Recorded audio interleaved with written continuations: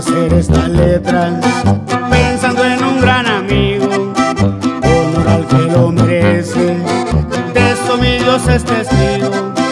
Voy a contarles un poco por medio de este corrido.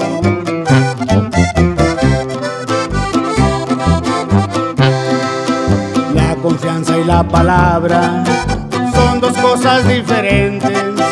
La confianza se respeta, la palabra te hace fuerte.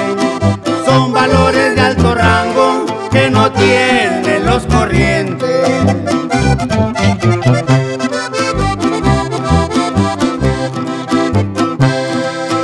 Me he codiado entre los grandes, eso no me cambia nada, porque lo que ahora yo tengo, eso yo me lo he ganado. He tenido altas y bajas, pero nunca nos rajamos.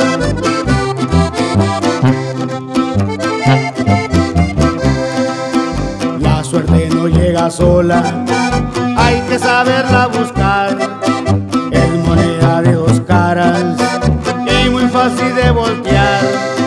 Aquí lo más importante es saberse levantar.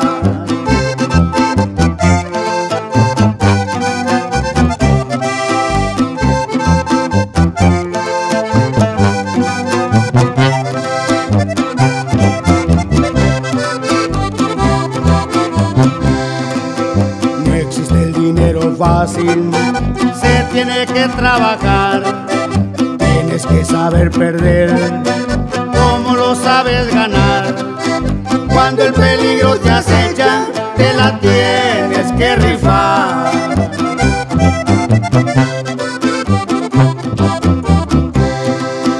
Mi familia son la fuerza, siempre son mi prioridad.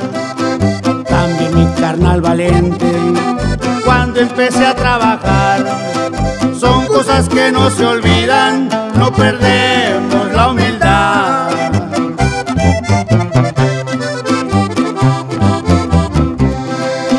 Sin olvidar un sobrino, ese del hijo alemán.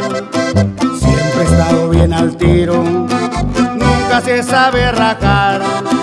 Jorge es su apellido y Manuel se hace llamar.